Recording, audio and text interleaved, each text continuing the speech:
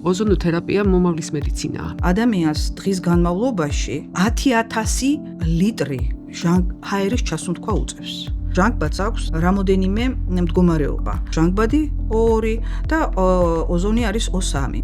ოზონს ზოგადად ყველა ვიცნობთ, ეს არის ჭექა-ქუხილის დროს. ის ასიამოვნო რაღაცა სპეციფიური სუნი რომ დადგება, ეს არის ჟანგბადში ელექტრული განმუხტვა. რაღაცა გარკვეული მოკლე დროით ეს ფაზა არსებობს ოზონოთერაპიის პროცესში. ჩვენ თვლით რომ ჭკვიანური და სწორი სამედიცინო გამოყენება ამ მეთოდის ძალიან დიდ რესურსებს და ძალიან დიდ ასორტიმენტს უთავაზობს, ასე ვთქვათ. ხო, ის მთავარი აქ არის რომ მეთოდი უნდა მოხდეს პროფესიონალის ხელში და უნდა იქნეს გამოყენებული სწორად მართული.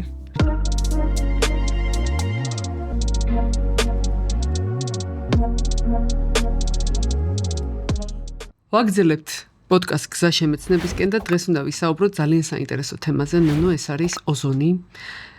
გადაცემის დაწყებამდე ფიქრობდი როგორ მომეხსენებინა ოზონოთერაპია. იყო ეს ტრადიციული მეთოდი, მედიცინის ალტერნატიული მეთოდი და მე ფიქრობ, რომ აი ამ ყველაფრის გარდა ოზონოთერაპია არის ინოვაციური მეთოდიც, იმიტომ რომ ის ბოლომდე ჯერ კიდე არ არის გახსნილი და აღმოჩენილი და ბოლომდე ჯერ კიდე არ არის სულად გამოყენებული, მეტადრე საქართველოს რეალობაში.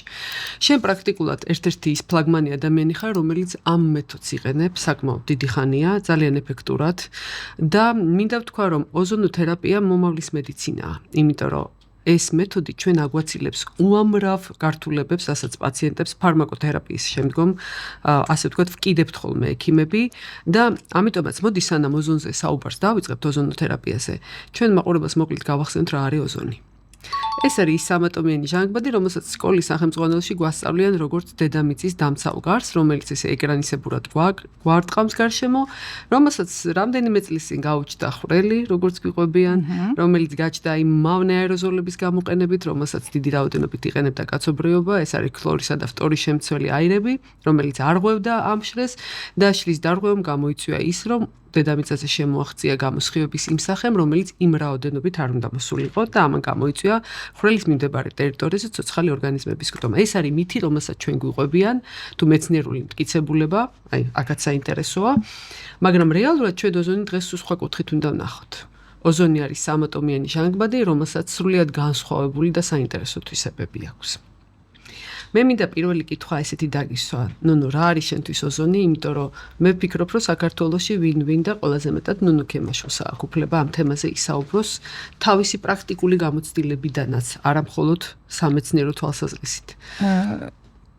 მადლობა ასეთი შეფასებისთვის, მაგრამ მინდა აღვნიშნო, რომ მართლაც ერთ-ერთი მკურნალობის მეთოდებიდან გამომდინარე, რასაც მე ხელი მოვკიდე და რასაც უკვე მრავალი წელია ვაკეთებ, ერთ-ერთი ფავორიტი მეთოდია. იმიტომ რომ მართლაც მრავალმხრივი გამოყენების და კლინიკური ეფექტის შესაძლებლობა აქვს ოზონს.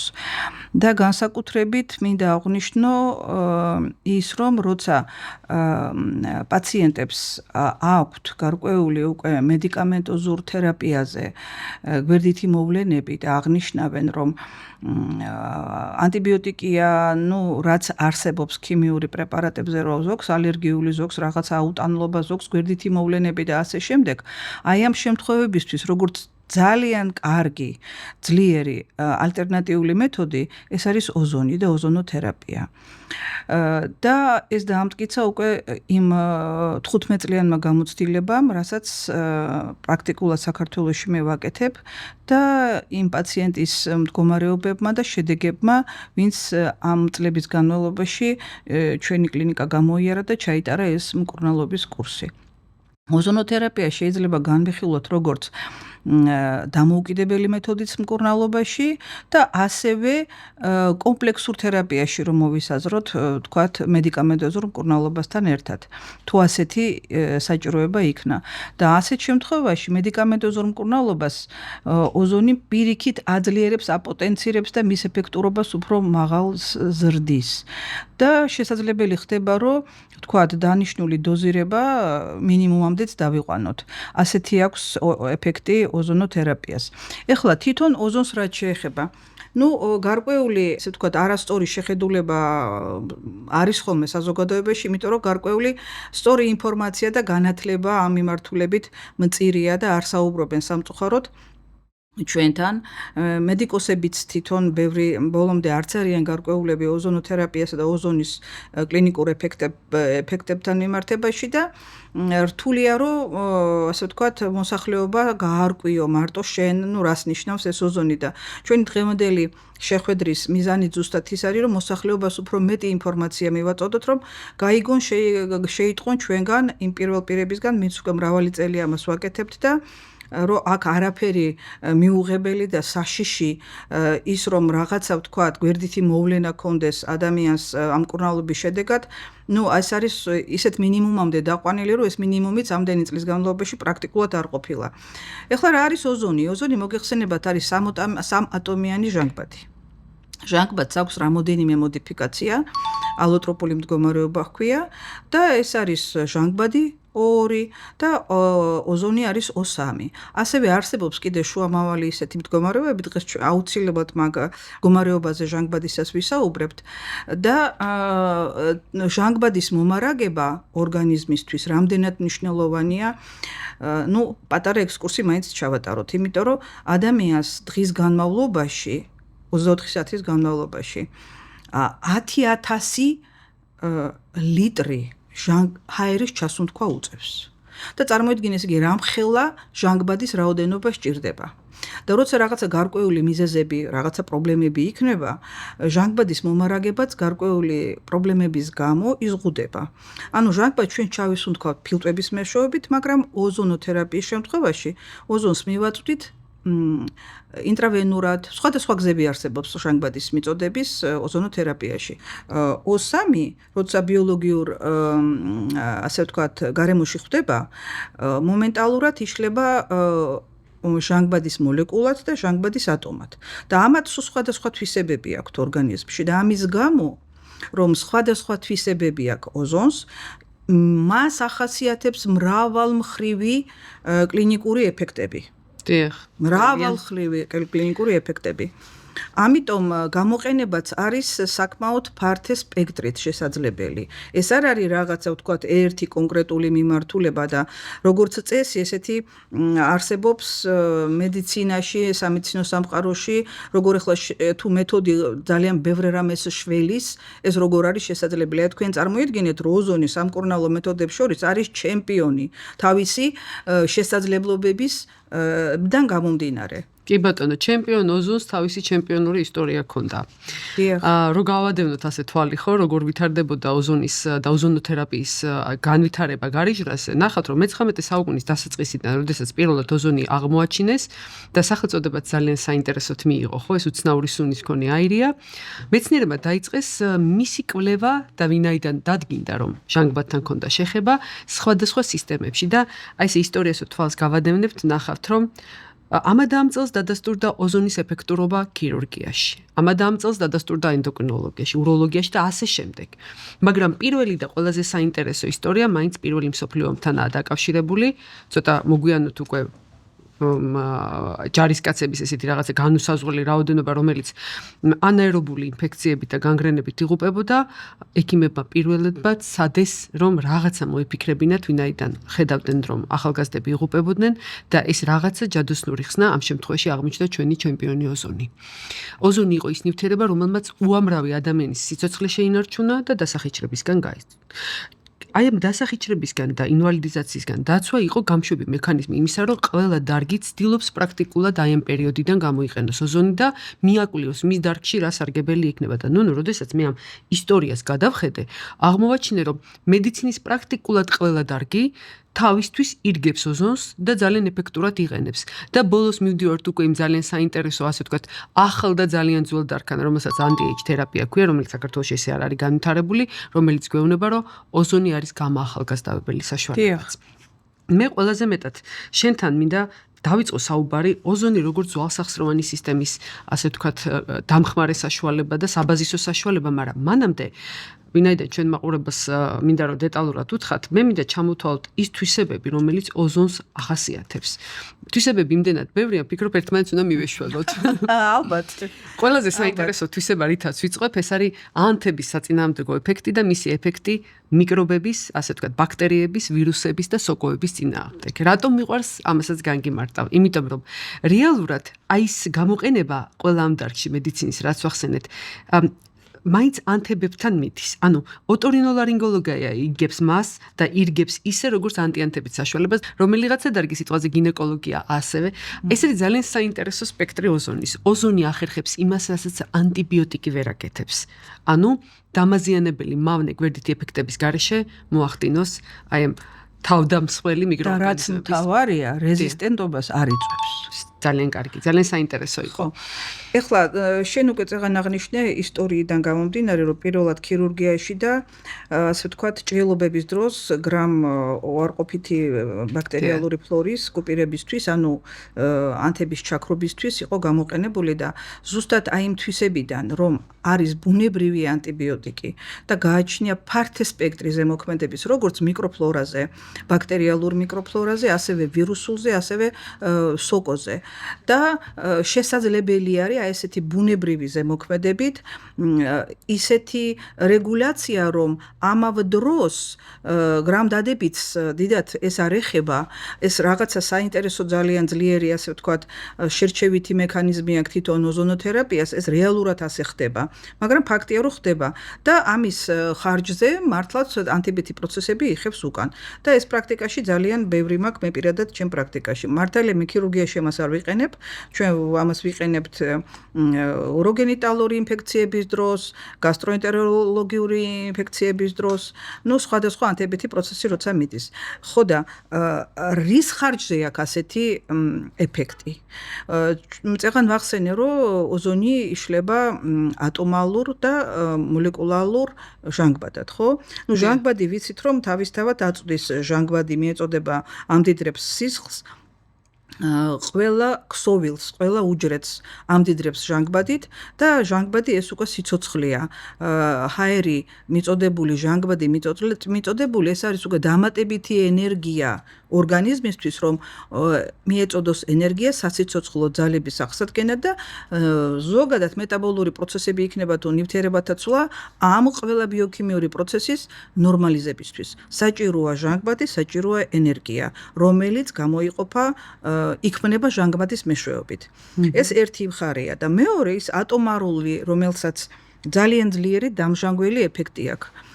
ზუსტად აი ამ დამჟანგველი ეფექტის ხარჯზე ოზონი ბაქტერიის ვირუსის გარსს შლის ძალიან ადვილად.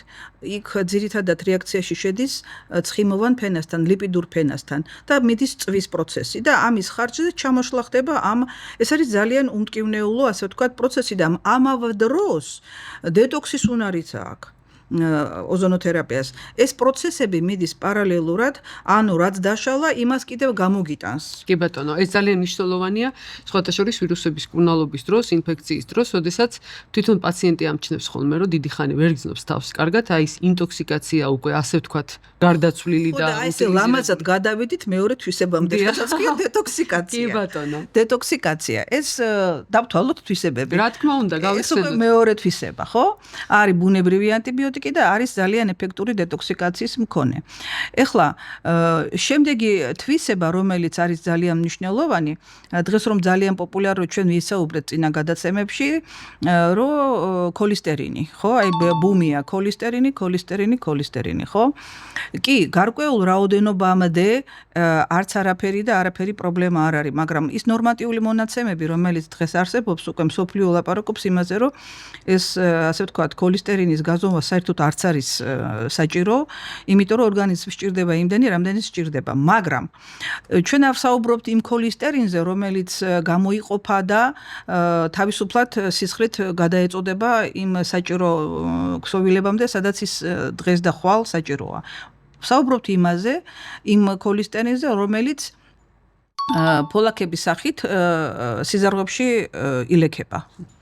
და ავიწროებს სანათურს და იწვევს იმ ათეროსკლეროზულ და თქვათ ქვედაკიდურებში აბლიტერაციას ქვედაკიდურების სიზარღვე არტერიალური ქსელის აი ამისათვის რომ გაიწმინდოს სიზარღვე გარკვეულ ხარისხში არაჩვეულებრივად მუშაობს ოზონი და აკეთებს ამ საქმეს ამიტომ დიაბეტიან ავამტყოფებში გულსიზარღვთა დაავადებულ ადამიანებში სადაც აი ეს ფაქტორიც არის ასე ვთქვათ უკვე გამოკვეთილი რომ მიდის სიზარღვების შევიწროვება ძალიან მნიშვნელოვანია წელიწადში ორჯერ მაინც ჩაიტარონ ოზონოთერაპიის კურსი ანუ ეს უკვე მესამე თვისება არის რომ მეც სიზარღვებს ასევე ელასტიურობას მატებს სიზარღვის კედელს აღადგენს ელასტიურობას რომელიც გაცილებით კიდევ უფრო მნიშვნელოვანი ფაქტორია და ეს რეალურად ხდება არის უზარმაზარი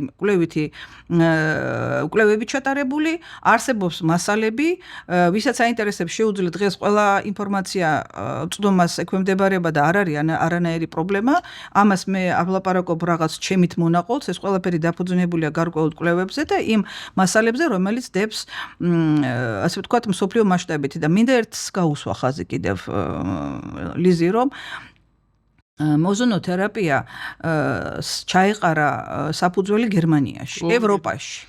დიდი ომებისთვის ემზადებოდა გერმანია, მოდი ესეც თქვათ და იმ პერიოდისთვის ძალიან მნიშვნელოვანი იყო, რომ საველე პირობებში ჯარისკაცების რეაბილიტაცია ყოფილიყო მყისიერი, ძალიან სწრაფი და ძალიან ნაკლები დანაკარგით, ასე ვთქვათ. ამიტომაც მიზნით იყო ეფექტურად ნაცისტური გერმანია ეძებდა სერიოზულად ამ კვლევებს, ფინანსდებოდა მათი მხრიდან. სოფლიოში ოზონოთერაპიის გამოყენება სამხედრო მედიცინამ დაიწყო, ასე ვთქვათ, ფართო გამოყენება. მე რუსეთშიც წამოვიდა ეს ყველაფერი, მაგრამ დღესდღეობით ევროპაში ძალიან პოპულარული მეთოდია, ასევე ძალიან პოპულარული აგერ ჩვენ მეზობელ თურქეთში პოპულარულია არაბულ ქვეყნებში ვთქვათ და სოფლიოში ძალიან გავრცელებული მეთოდია და აი სამწუხაროდ ჩვენთან ჯერ ეს მეთოდი ისე სათანადოდ ვერ არის გამოყენებული. ერთ რემარკას გავაკეთებ მაყურებლისთვის საქმე იმაში როდესაც ნუნუ საუბრობს რომ ჟანგბადის მიწოდებაზე ატმოსფერული ჟანგბადი რომელსაც ჩავისუნ თქვათ მთავარი არის რომ მივიდეს ქსოვილებამდე. თუ აქ ქსოვილებამდე მიწოდება არ ხდება და უდიდეს როლს თამაშობს არა მარტო ჰემოგლობინი და ერითროციტი როგორც ვსწავლობთ ხოლმე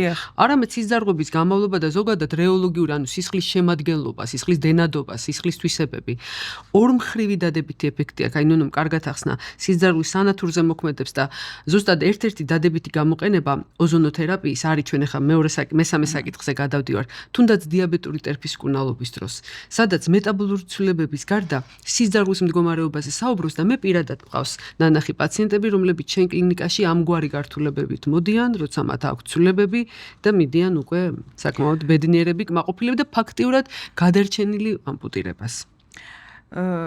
ეხლა ჩვენ საუბრობთ ძალიან დიდ განაცხადებზე, ხო? საუბრობთ, მაგრამ ჩვენ გვისმენს უამრავი ადამიანი, ვისაც ყავს ახლობელი ან თვითონ აქვს პრობლემები და მე ფიქრობ, რომ დრო მოვიდა, რომ უყურეთ ეხლა ეს მსოფლიოში მოწოდებულია, რომ დიაბეტიან ავამტყოფებში მეორადი გართულებები რაც არსებობს. კი ბატონო.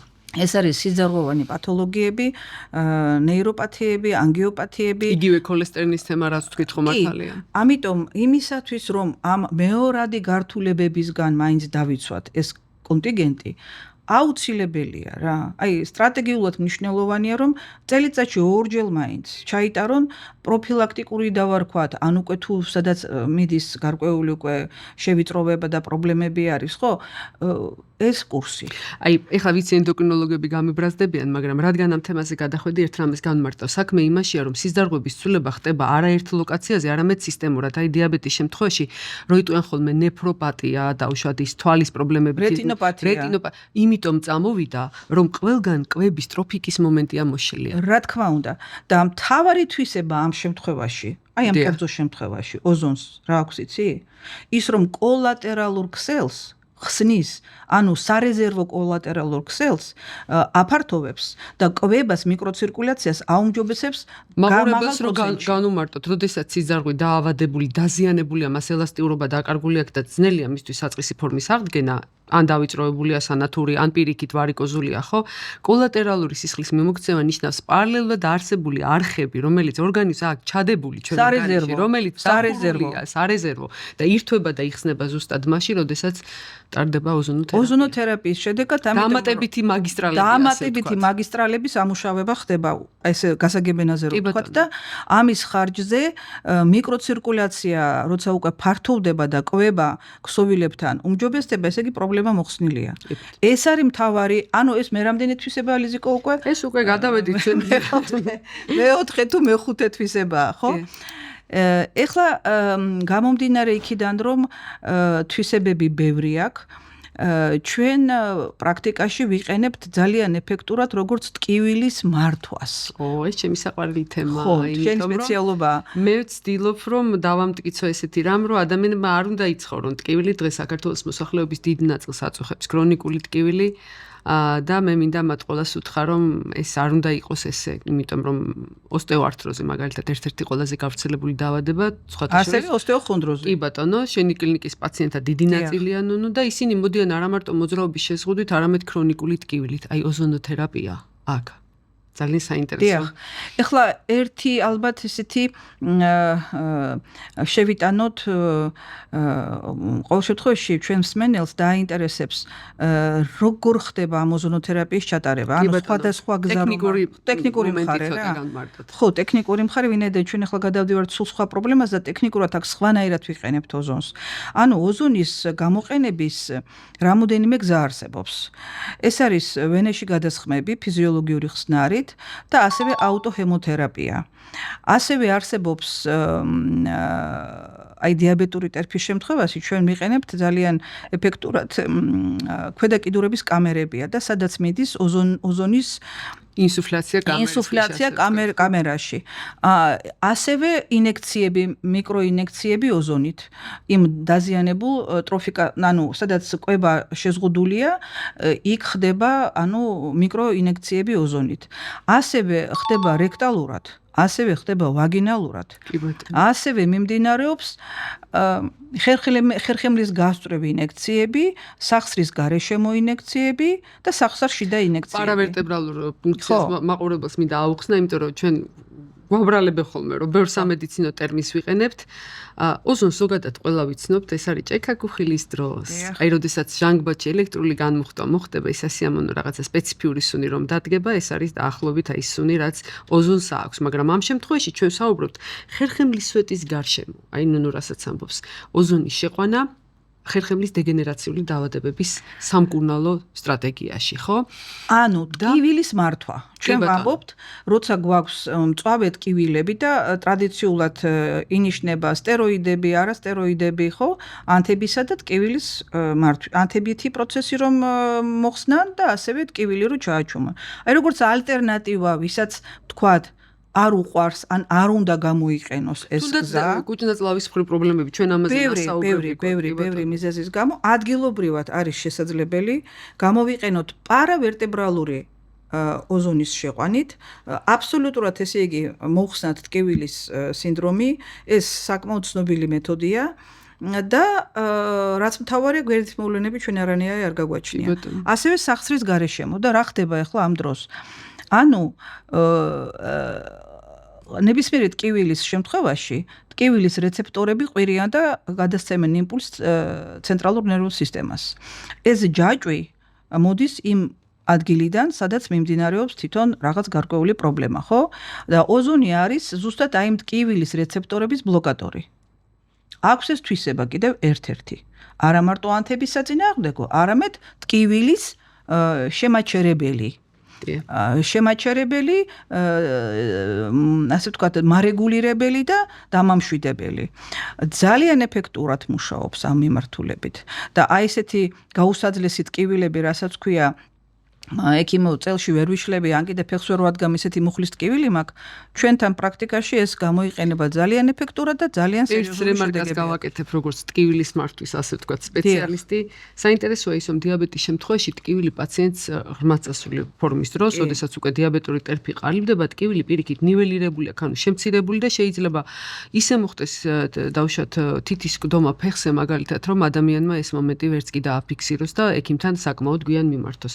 ოზონოთერაპია ამ შემთხვევაში პირიქით აკეთებს რეცეპტორებს აღვიძებს. ის კი არა რომ ტკივილს ზრდის ან ტკივის, მაგრამ აღვიძებს რეცეფციას, ანუ ნერვულ სისტემაზეც კი აღმდგენად მოქმედებს. ეს არის ძალიან საინტერესო, იმიტომ რომ დიაბეტური პრობლემები არ განვითარდება მაშინ, თუ მგრძნობელობა იქნება შენარჩუნებული. მგრძნობელობა ირღვევა და პაციენტს ეს ოქროს პერიოდი სამწუხაროდ ყურადღების მიღმა რჩება. აი ეს არის მისი დუალისტური და ძალიან საინტერესო პარადოქსია. პარადოქსი არა, ეფექტივი თქოთი უფრო. აი, ამიტომ არის საინტერესო. აღმდგენი უნარი, ასე ვთქვათ. მეთოდს აქვს სასწაულად მრავალმხრივი ეფექტი. ეს ახლა შეიძლება პრაქტიკოსმა ექიმა ვერ დაიჯეროს, თუ თვითონ არ შეეხება და არ დაინახავს პრაქტიკაში, რამდენად რეალურია ეს, ასე ვთქვათ, კლინიკური ეფექტები, რომელიც აღწერილია ლიტერატურაში და უკვე კერძო პრაქტიკაში ხედავ, რომ ნამდვილად ასეა ეს ყველაფერი და აი ტკივილის მართვის თვალსაზრისით მინდა შევეხო ძალიან გავრცელებულ და ძნელად, ასე ვთქვათ, სამართავ პრობლემას, რასაც ქვია შაკიკი. კი ბატონო. შაკიკი. შაკიკის დროს ოზონოთერაპიას აქვს ძალიან სერიოზული შედეგები. და იმის გამო, რომ აი ზუსტად ამ შემთხვევაში სამ კლინიკურ ძირითად ეფექტს ამჟღავნებს ოზონი.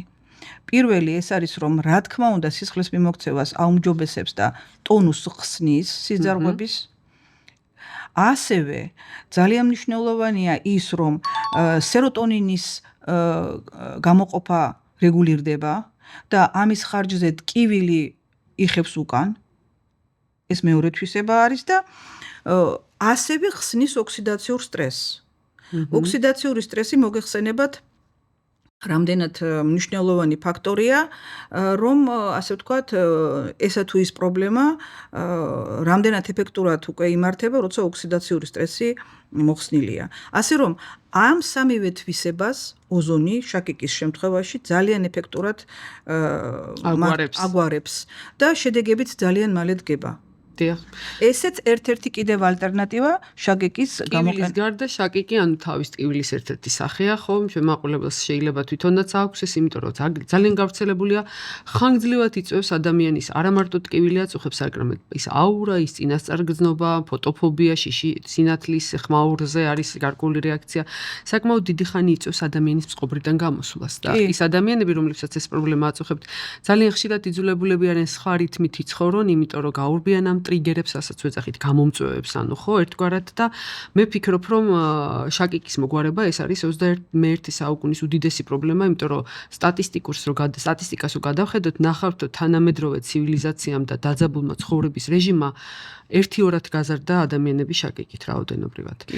მე ამ თემაზე საუბრისას კიდევ ერთი ძალიან საინტერესო ტკივილი გამახსენდა, ეს არის ტკივილი პროქტოლოგიური პრობლემების დროს და რატომ გამახსენდა, იმიტომ რომ 1928 წელს აურბურბა პირველი მეცნიერი იყო ჩვენ მედიცინის ისტორიაში ამ საკითხს ძალიან ისე ცალკე გვასწავლიან ხოლმე ესეთი ხაზგასმით, როდესაც აღმოაჩინა, რომ სხვადასხვა პრობლემებისთვის, მათ შორის ანალური ფისტულების დროს რექტალური გამოყენება, ანუ სწორი ნაწლავის მხრიდან, აი ამ შეხორცებით პროცესებს უწყობდა ხელს და აი ამ მომენტიდან დაიწყო ერა უკვე არა მარტო კანის ფორმების, ჭრილობების მოგვარებაში გამოყენება, არამედ ცოტა უფრო ღრმად. მე უკვე გინეკოლოგიამ ნახა, უროლოგიამ ნახა, იქ გასტროენტეროლოგებმა ნახეს, კუჭის ყულებთან რაღაცა დადებითი გავლენა აქვს და მაშასადამე დადასტურდა კიდე ერთი რამ, რომ აღდგენითი და მარეგენერებელი ეფექტი აქვს არა მარტო ზედაპირულად კანზე, არამედ შინაგან ორგანოებშიც.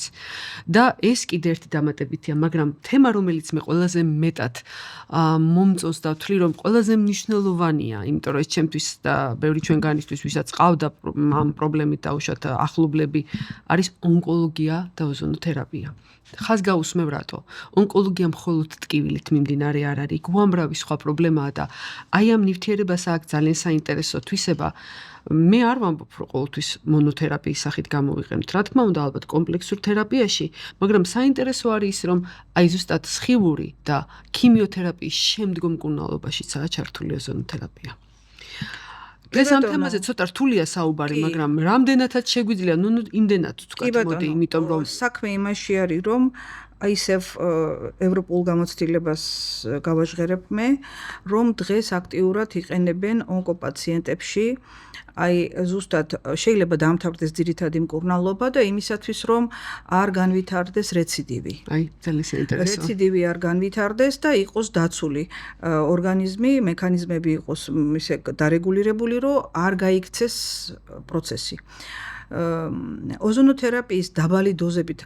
ეხლა ოზონოთერაპიის გამოყენებას აქვს სხვადასხვა სქემები, სხვადასხვა დოზირება, გააჩნია რა დაავადებისთვის, ამიტომ არიან ოზონოთერაპევტები, აი ესენი გადიან გარკვეულ კვალიფიციურ სწავლებას, რომ იყოს სწორად მართული ესა თუ ის პრობლემა.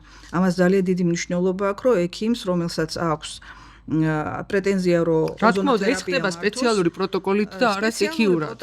პროტოკოლებით, რომელიც არის ევროსტანდარტებით და არავითარი აქ თვით რაღაც რეგულაციაზე საუბარი არ არის. ასე რომ არსებობს პროტოკოლები დაბალი კონცენტრაციის ოზონის გამოყენების ონკოპაციენტებში და ეხლა როგორ ხდება და რის ხარჯზე ხდება ეს. ჩვენ თავში ვახსენეთ, რომ ისა ჟანგბადს აქვს რამოდენიმე მდგომარეობა. ერთ-ერთი ოზონია, ხო? მაგრამ აი როცა ის ოზონი ხდება ბიოლოგიურ გარემოში, სისხლში მაგალითად, ხო? აქ უკვე ისეთი ძალიან ნატიფი ფიზიკა მუშაობს. იწყება თვითონ ატომარული ოზონის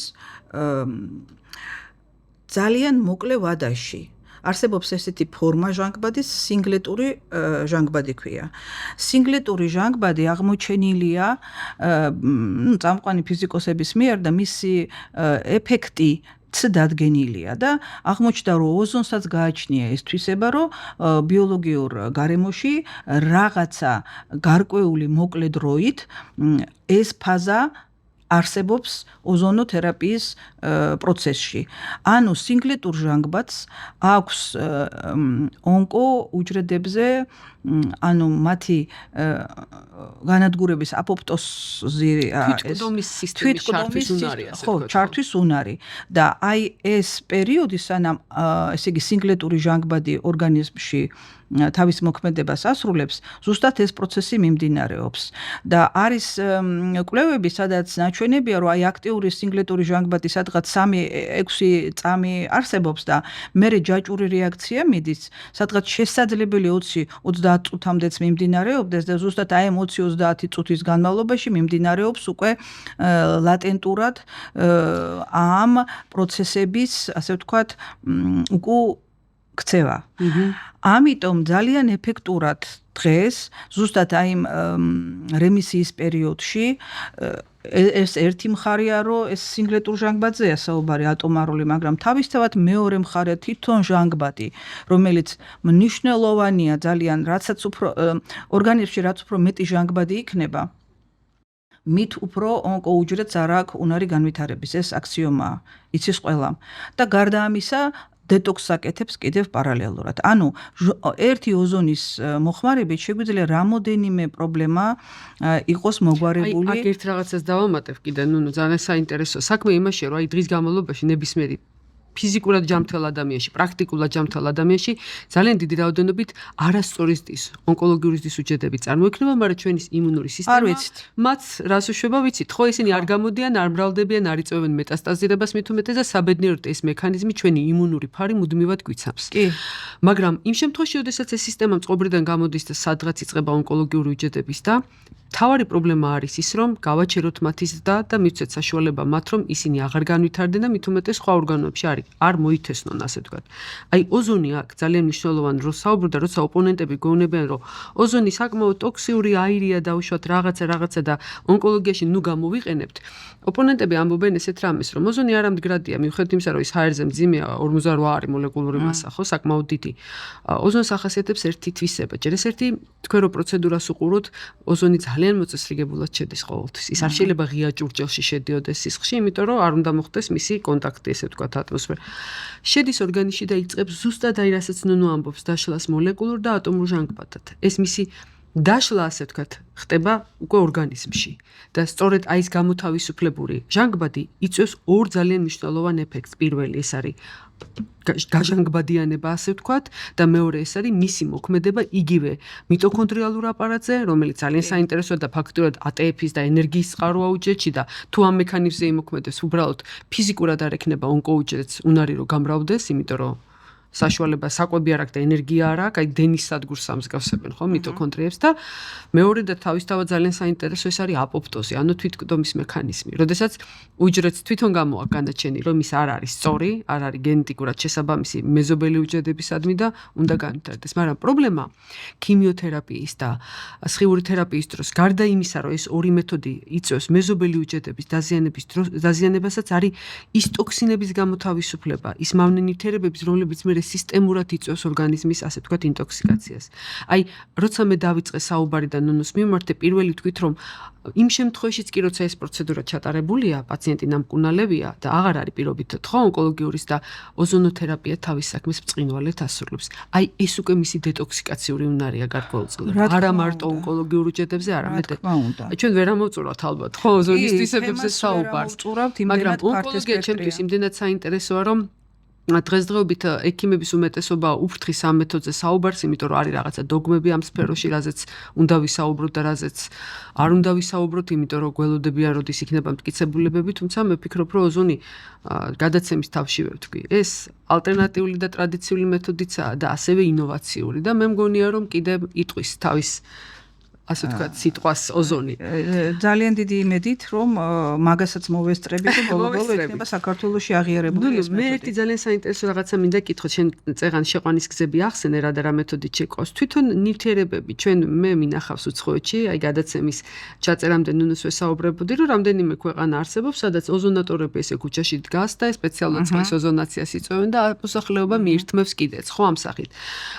ოზონი არა მარტო ფიზიოლოგიურ ხსნელში გახსნილი შედის, არამედ აი ჰემოთერაპია ახსენე, ხო? სისხლის სახით და კიდევ ერთი ძალიან საინტერესო მეთოდია, რომელიც მე ცოტა ადრე ვნახე თურქ ექიმებთან სხვათა შორის, ეს არის ზეითუნიზეთის ოზონიზაცია. მართალი გითხრა, ძალიან გამიკვირდა, რომ შესაძლებელი იყო.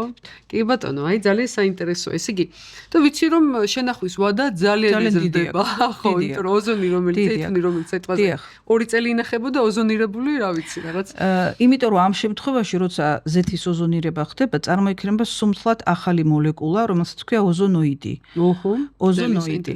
და ოზონოიდს აქვს აი თავისი არსებობა ხანგრძლივი პერიოდი. მიუხედავად იმისა, რომ ოზონი მალე იშლება, ოზონოიდი ხანდაზმული. აი როცა ის მასეთ გარემოში ხდება, то есть ზეთის ოზონირება მიმდინარეობს, მას აქვს ესეთი თვისება, რომ ის დიდხანს და ეს აპლიკაციური ფორმით გამოიყენება. აპლიკაციური ფორმით ჩვენ ახლა ერთი პაციენტი ყავს.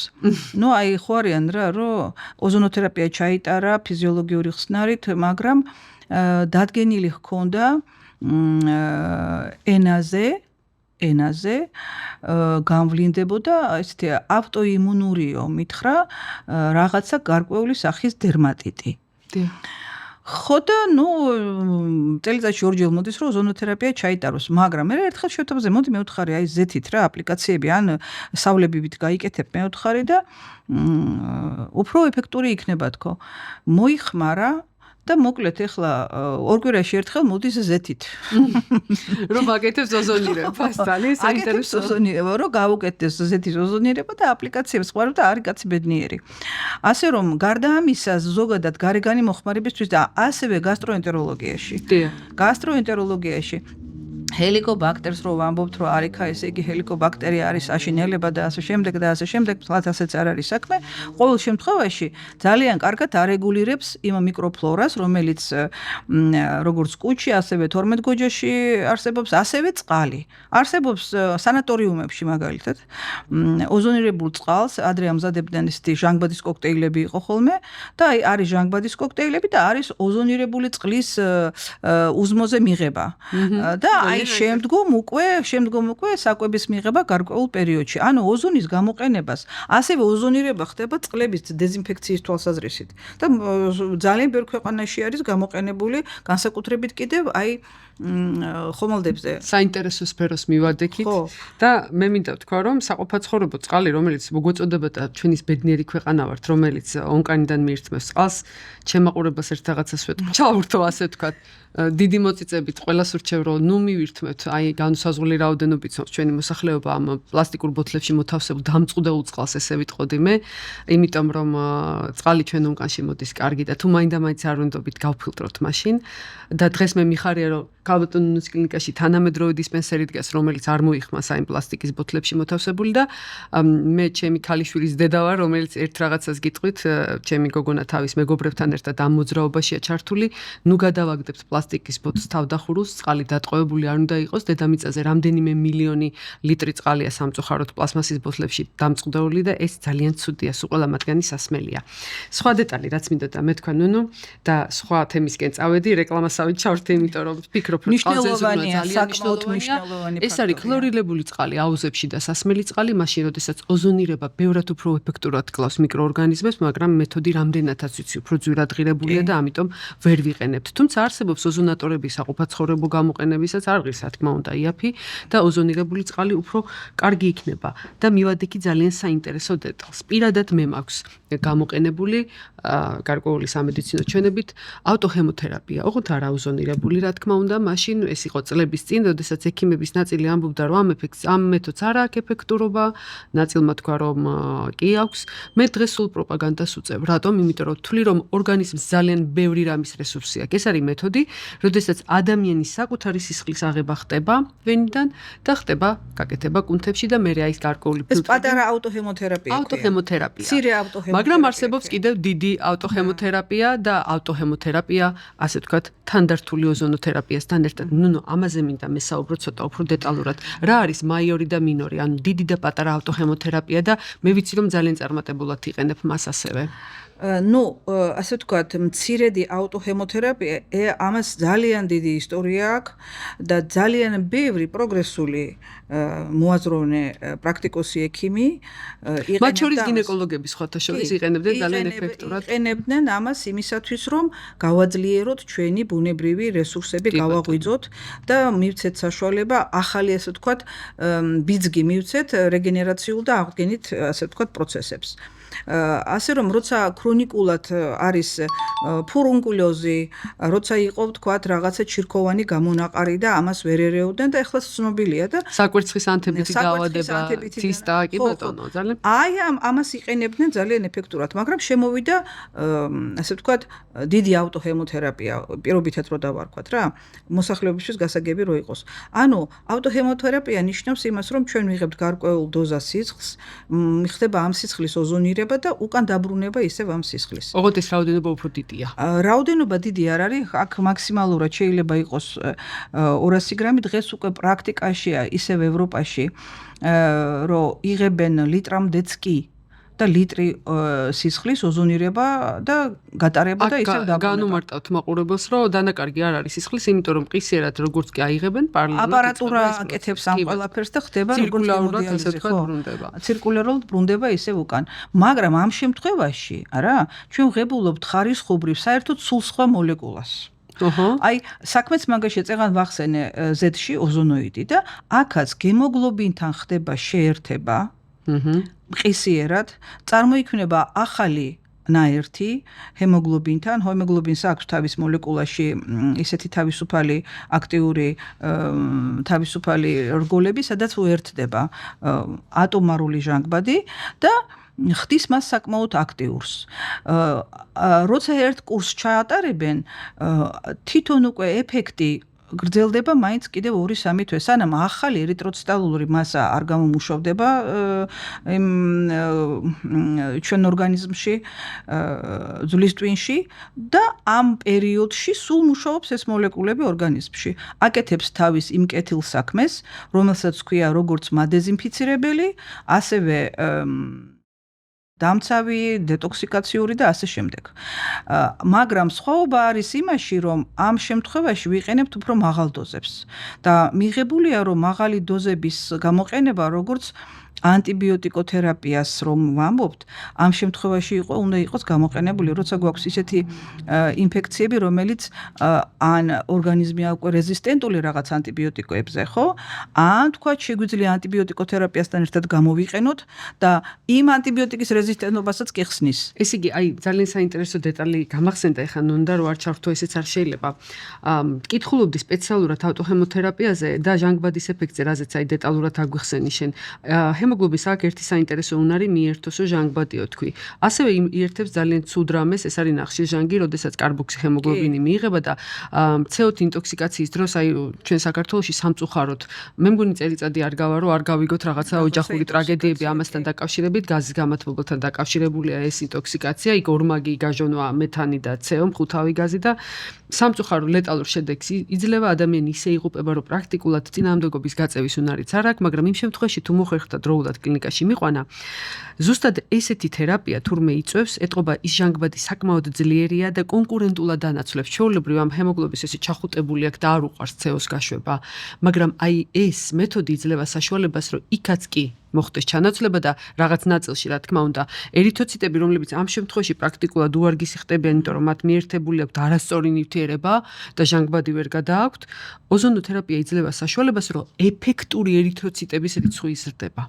ანუ ერითროციტების ნორმალური ჯანსაღი ერითროციტები. ზუსტად, და ეს ძალიან საინტერესო მექანიზმი, ამას პრაქტიკულად ვერ აღწევს. აი ესეც კიდევ ერთი დეტოქსის სახეობა არის. კარგია, რომ შენ ახლა ეს თემა, ასე ვთქვათ, ესე გაავრცე, იმიტომ რომ ძალიან ბევრი თემა, რაზეც უნდა ისაუბრო და მართლა იტყვიან, რომ კი, მაგრამ ამდენი რამე თუ ხდება. ჩვენ პირველ რიგში უნდა გავმარტოთ ის, რომ არ თვლით, რომ რამე პანაცეას ვსაუბრობთ, ჩვენ თვლით, რომ ჭკვიანური და სწორი სამედიცინო გამოყენება ამ მეთოდის ძალიან დიდ რესურსებს და ძალიან დიდ ასორტიმენტს თავაზობს, ასე ვთქვათ, ხო? აი ეს მთავარი აქ არის, რომ მეთოდი უნდა მოხდეს პროფესიონალის ხელში და უნდა იქნეს გამოყენებული სწორად მართული.